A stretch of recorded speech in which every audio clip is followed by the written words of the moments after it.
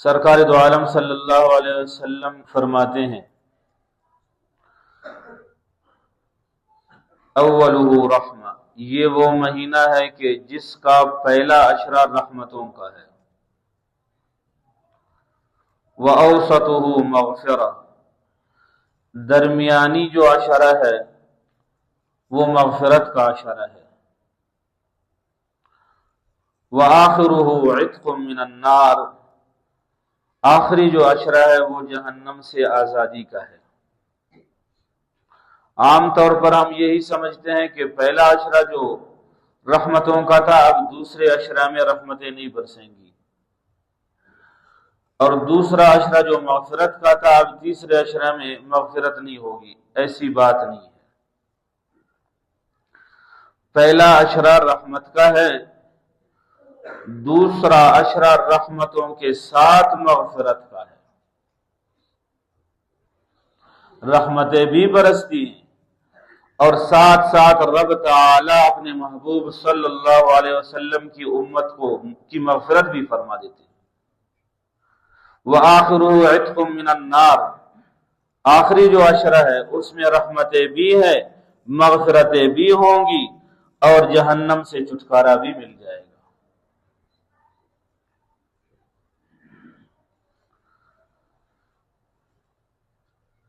جو آخری عشرہ ہے اس میں ایک بہترین عمل ہے جس کا نام ہے اعتکاف۔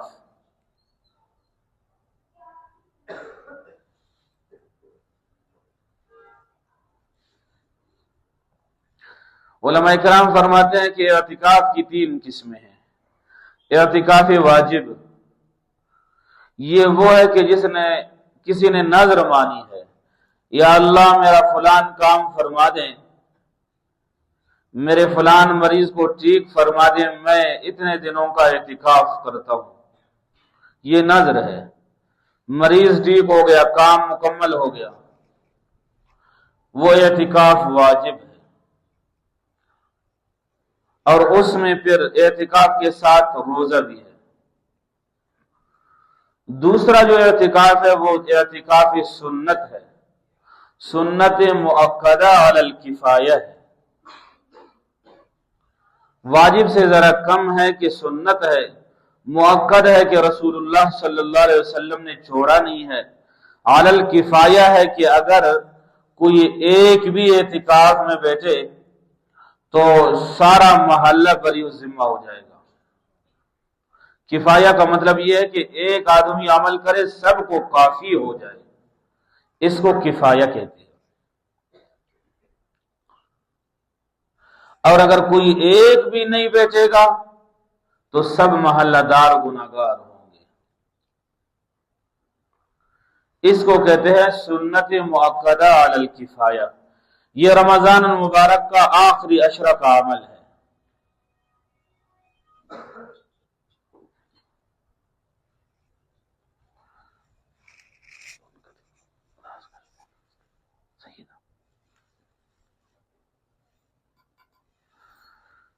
سنت مؤکدہ علی الکفایہ ہو گیا یہ۔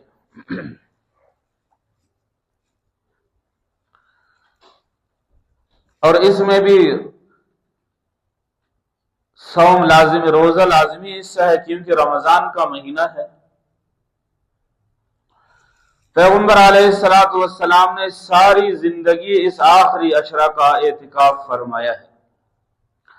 حدیث کی کتابوں میں آتا ہے پیغمبر علیہ الصلوۃ والسلام نے ایک دفعہ سفر کی وجہ سے آخری اعتکاف نہ فرما سکا رمضان کا آخری عشرہ کا، پھر آئندہ سال رسول اللہ صلی اللہ علیہ وسلم نے 2 عشروں کا اعتکاف فرمایا، اور تیسرا جو اعتکاف ہے وہ اعتکاف مستحب ہے۔ اعتکاف مستحب یہ ہے کہ آدمی جب مسجد میں آ جائے اور یہی خیال کرے کہ یا اللہ میں اعتکاف میں بیٹھا ہوں۔ اب آپ حضرات ابھی مسجد میں تشریف فرما ہے، میں بھی مسجد ہی میں ہوں، میں نے تو اللہ کے فضل و کرم سے یہ اعتکاف کی نیت کی ہے، آپ حضرات ابھی سے اعتکاف کی نیت کرے، جب تک آپ یہاں مسجد میں بیٹھے رہیں گے تب تک آپ حضرات کو اعتکاف کا اجر و ثواب مل جائے گا۔ یہ مستحب عمل ہے۔ اور اس کے لیے روزہ شرط نہیں ہے، سال 12 مہینہ آدمی اسی طرح کر سکتا ہے۔ جب بھی نماز کے لیے آ جائے تو اعتکاف ہی کی نیت سے آ جائے۔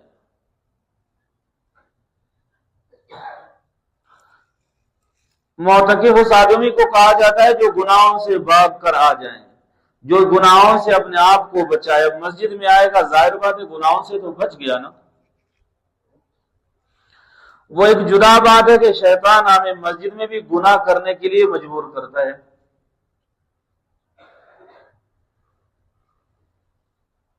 تنگ کرتا ہے۔ وہ جو مشہور حدیث ہے نا جو قرب قیامت میں مسجدوں سے گانے کی آواز آئے گی، اب آپ تھوڑی دیر بعد سنیں گے میرا موبائل یا آپ حضرات کا موبائل، کوئی تو بچ جائے گا نا۔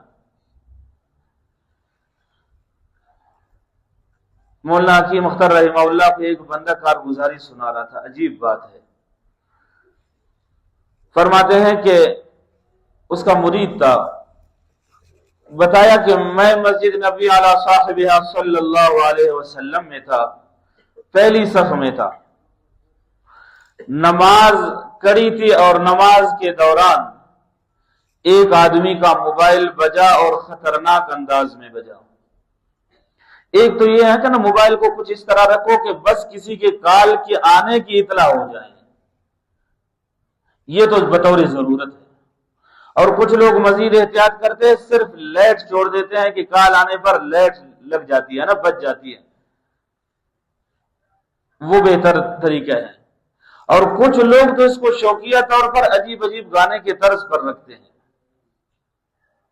شاید یہ ان کا مقصد یہ ہوتا ہے کہ گانا وہ کال بھی آ جائے اور کچھ خواہشات بھی پوری ہو جائے، شاید یہی ارادہ ہوگا۔ موبائل کا تو مقصد صرف اطلاع دینا ہے کہ بھئی فلان بندہ کال کر رہا ہے بس۔ اب کچھ ایسے انداز میں ٹون اس پر رکھنا کہ کسی گانے سے کم نہ ہو، یا گانے ہی کی ٹون رکھنا، یہ میرے خیال سے ذاتی خواہشات ہے۔ تو فرماتے ہیں کہ اس وقت ہم مسجد نبی علی صاحبہ صلی اللہ علیہ وسلم میں نماز پڑھ رہے تھے، امام صاحب بھی نماز پڑھ رہے تھے۔ جو لوگ عمرہ اور حج کے لیے گئے انہیں پتہ ہے کہ وہاں امام صاحب کے لیے 3 جگہوں پر یہ اسپیکر لگے ہوئے، ایک کھڑے ہونے کے لیے، دوسرا جب وہ تحیات میں بیٹھ جاتا ہے اس مقام پر، اور تیسرا جو سجدہ کے لیے جاتا ہے، گویا یہاں بھی لگا ہوا، یہاں بھی لگا ہوا ہے، یہاں بھی لگا ہوا ہے اور نیچے بھی لگا ہوا ہے۔ اور وہ اتنے صاف ستھرے آواز والے ہیں کہ امام کی سانس کو بھی کھینچ لیتے ہیں۔ وہاں جو کسی پر آواز آئی تو انڈیا کی گانا کی آواز تھی۔ گویا جس رسول صلی اللہ علیہ وسلم نے گانوں کے خاتمہ کے لیے ساری زندگی وقف کی تھی، اسی کی مسجد میں اب موبائل کے ذریعے سے گانوں کی آواز آتی ہے، اور اسپیکروں میں پھر آواز گونج اٹھی۔ بہرحال اعتکاف کا مقصد یہ ہے کہ گناہوں سے دور رہنا، اور اس آخری عشرہ کا بہترین عمل اعتکاف ہے، اگر اللہ کسی کو نصیب فرما دے۔ یہ میں نہیں کہتا کہ باقی اعمال کمزور ہیں، نہیں، ارے کہ اپنے درجے ہوتے ہیں۔ ایک آدمی تلاوت کرتا ہے آخری عشرہ میں مگر اعتکاف میں بیٹھا ہوا نہیں ہے، اس کو تلاوت کا اجر و ثواب ملے گا۔ ایک آدمی اعتکاف میں بیٹھا ہوا ہے، تلاوت کر رہا ہے، دونوں بیٹھے ایک ساتھ بیٹھے ہیں، تاج کمپنی کی قرآن پاک پر دونوں تلاوت کر رہے ہیں، ایک دیوار پر ٹیک لگا کے تلاوت کر رہے ہیں، ساتھ بیٹھے ہیں، ایک ہی پارہ تلاوت کر رہے ہیں، مگر ایک اعتکاف میں ہے دوسرا بغیر اعتکاف کے ہے، زمین و آسمان کا فرق ہے۔ دونوں آدمی ایک ہی مسجد میں 2 رکعت نفل ادا کر رہے ہیں، اس کو بھی 3-4 منٹ لگتا ہے نفل ادا کرنے میں، اعتکاف والے کو بھی 3-4 منٹ لگتا ہے۔ ایک صرف نفل ادا کر رہا ہوتا ہے، دوسرا اعتکاف کے ساتھ نفل ادا کر رہا ہوتا ہے۔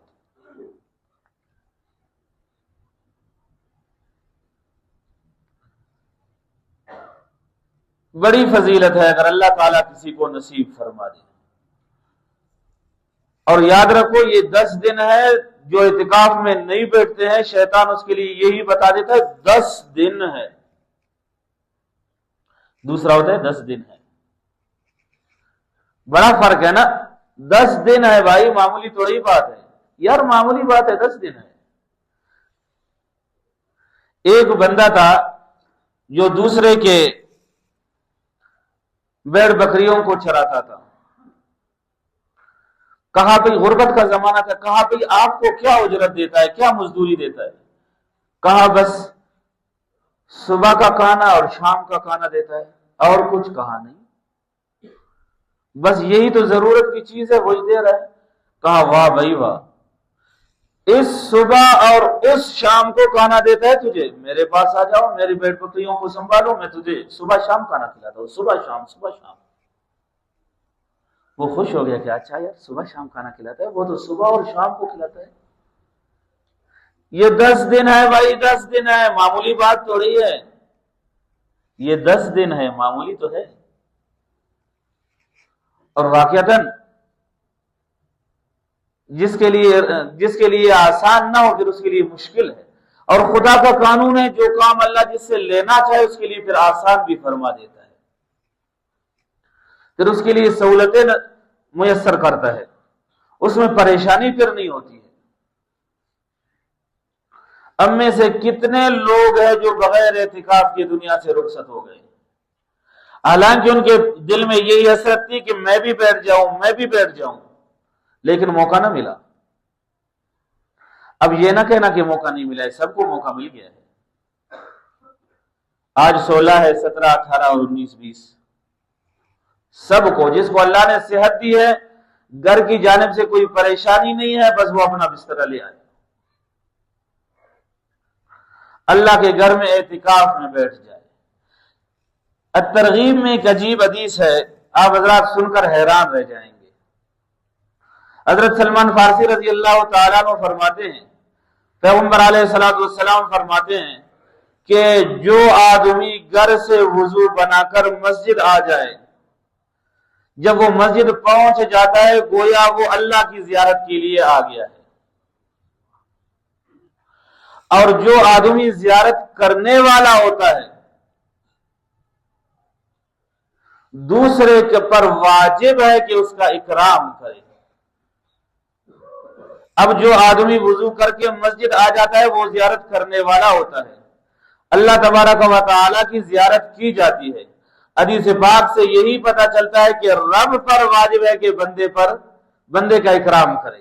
حالانکہ اس پر واجب تو نہیں ہے، لیکن اپنے نبی صلی اللہ علیہ وسلم کی زبان پر یہ الفاظ لاتے ہیں تاکہ ہمیں اور آپ کو شوق آ جائے کہ رب لازمی طور پر ہمارا اکرام کرتا ہے. اور یہ تو وہ ہے جو گھر سے آتے ہیں، جو ہمیشہ گھر میں بیٹھے ہیں اللہ تعالیٰ کے، جو ہمیشہ مسجد میں اور اعتکاف میں بیٹھے ہیں، ان کا کیا کہنا؟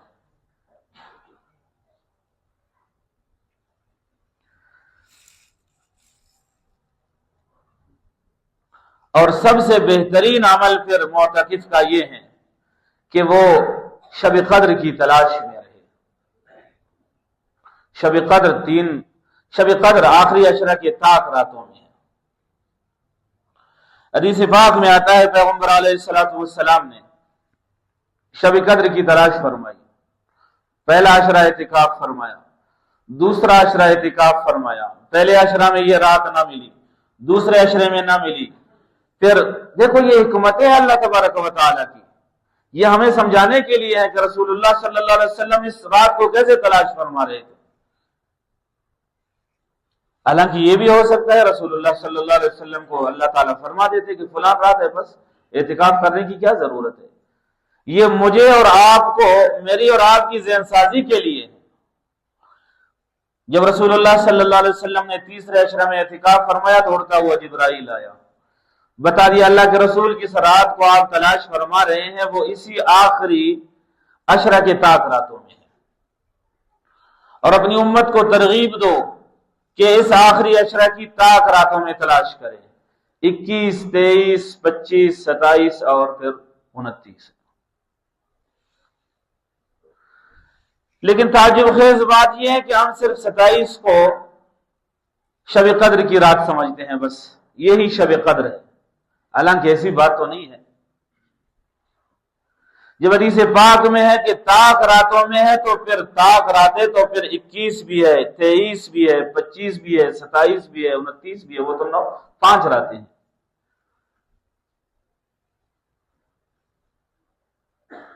ہم نے صرف 27 سمجھا ہے، اور یہ بھی ہو سکتا ہے کہ 27 کو بالکل نہ ہو۔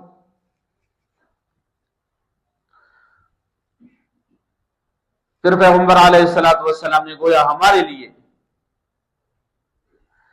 یہ ترغیب چھوڑ دی کہ ہم آخری عشرہ کی طاق راتوں میں تلاش کریں۔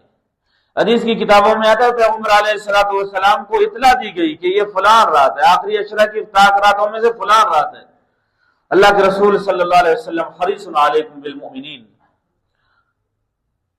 اللہ کے رسول حریص تھے اس بات پر۔ حالانکہ ہمارے ہاں تو یہ غلط لفظ استعمال ہوتا ہے حرص، لیکن اس کا مطلب یہ ہے کہ زیادہ چاہت والا۔ پیغمبر علیہ السلام اس بارے میں زیادہ چاہتے تھے کہ جو بھی نیکی کا عمل ہو میری امت کو پتہ چل جائے۔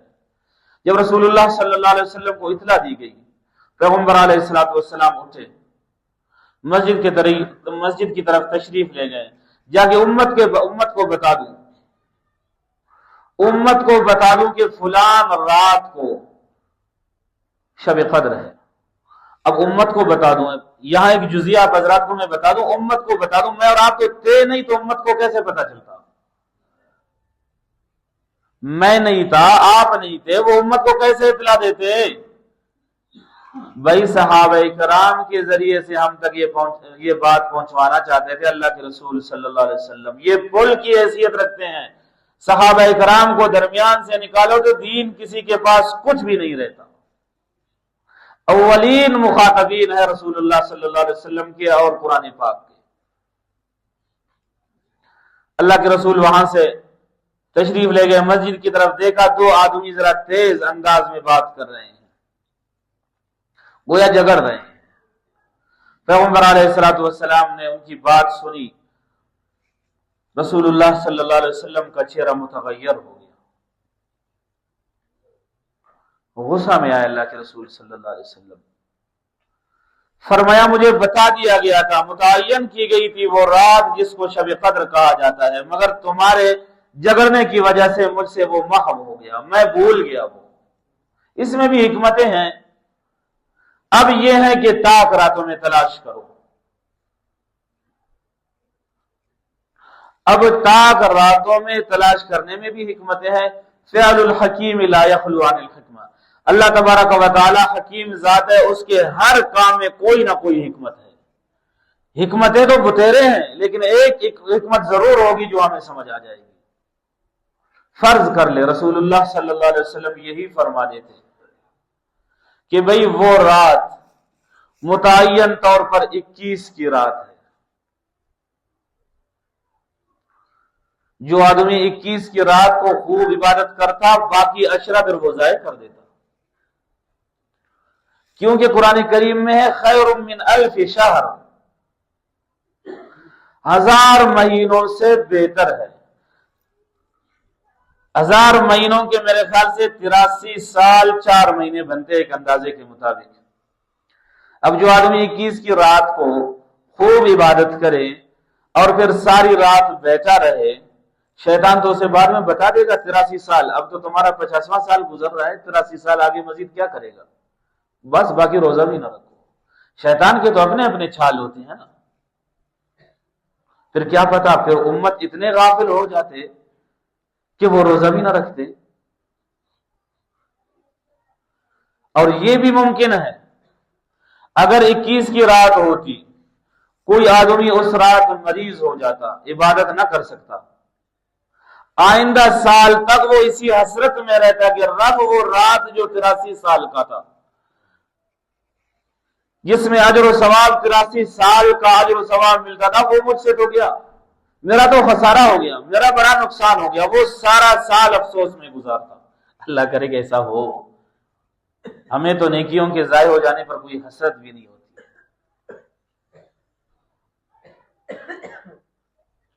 ہم تو کہہ دیتے اب نہ صحیح بعد میں۔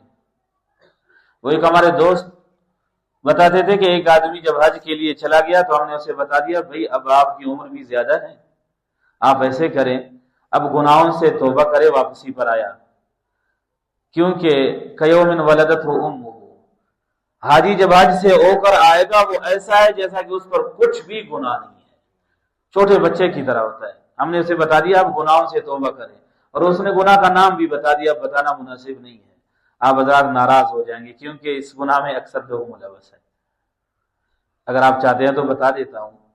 اس نے کہا کہ ہم نے اسے بتا دیا کہ بھئی اپنی داڑھی اب چھوڑے، اس لیے کہ سارے گناہ تمہارے دھل گئے، حج سے ابھی ابھی آیا ہے۔ اس نے کہا پیسے زیادہ ہے، اب نہ صحیح تو بعد میں۔ کہا کہ دوبارہ وہ حج پہ نہ جا سکا۔ یہ اب نہ صحیح بعد میں، یہ شیطان کا دھوکہ ہے۔